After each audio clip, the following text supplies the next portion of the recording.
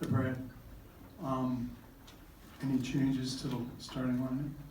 We'll do it just like we did it during the regular season. We'll re-announce it, or we tell the scorekeeper at 25 on the clock.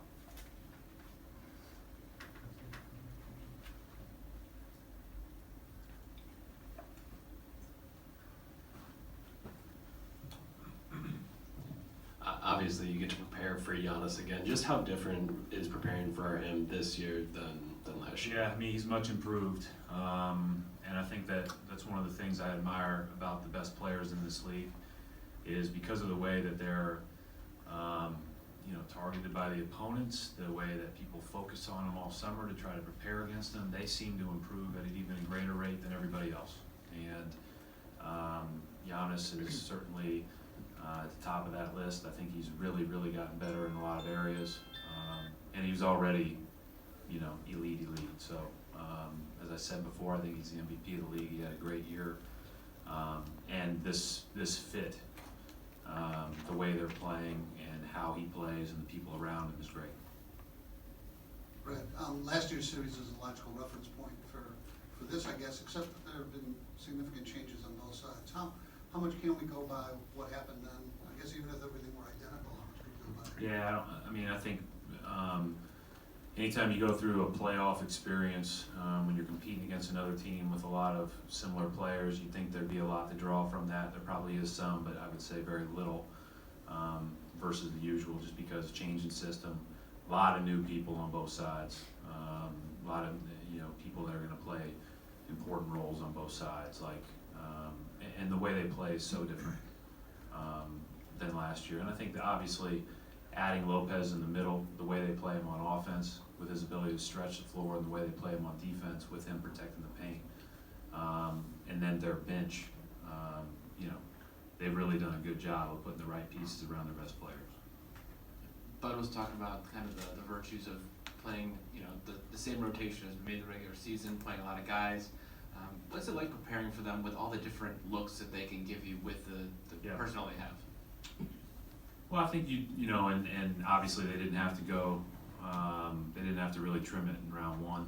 I think that ultimately they're a good team that has a lot of depth, quality depth. They've got good players that are unavailable today in Brogdon and Gasol. So I think when you think about it, you're just trying to prepare to play the best that you can. They don't change how they play necessarily, depending on who's in the game.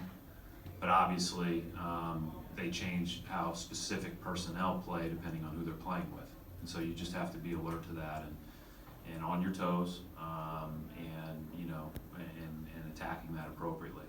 But we expect to see, we know how good all of those players are. Brad, I'm not sure if you've spoken about this locally, but now that you've had a series to coach him, what is playoff Kyrie like for you compared to regular season Kyrie? I mean, Joe, I'd say that it's not like a huge shock. I mean, he absolutely destroyed us 2 years ago. So in games, we're down 2-1 there, and we're up 16 in game 4, and he goes for just a ridiculous run of scoring. I mean, we knew what he could do. We know what he's capable of. He's been in a good, he's really been good for us all year.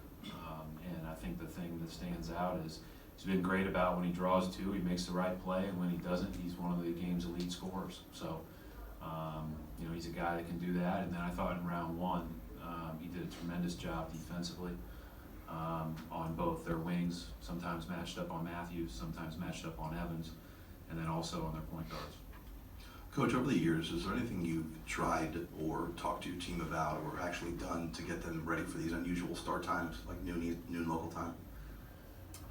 This group all grew up playing 8 a.m. games, and then 11 a.m. games, and then 3 p.m. games, and then 10 p.m. games, and then doing it all over again. So I would say that, we talk about it a little bit during the regular season. Like we played Atlanta at a noon tip earlier this year, and we just said you never know when you're going to get a playoff game at a noon tip. And so, this is our third afternoon game out of 5 games. And so it's just something that, it's one of the things about the playoffs is the regular season prepares you for a little bit of everything. And then you play when you're told to play. If you're not ready because of the time of the day, you're probably not gonna be successful anyways.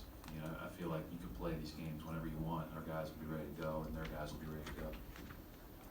Brad, do you have any update on Marcus Smart? No, he's in there doing, some core work. That's my update for the day. I really don't. I don't have any update, because I haven't asked timeline was, they just keep telling me he's improving.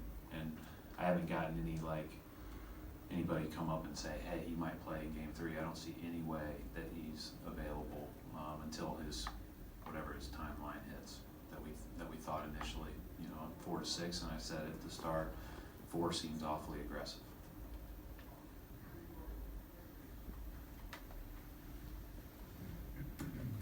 I asked Bud too, but just the long layoff, you haven't had to deal with that. Just how challenging has that been? What are you expecting for today? Well, we had 7 guys sit out of game 1, or the last game 82, and they had the exact same week. So, been through it before. Guys are sick of practice, guys are ready to play, and guys are sick of film and ready to play. So, I'm glad we're playing at noon and not 7, so we couldn't do anything else. Thank you, Coach. Thank you. Thank you, ladies and gentlemen.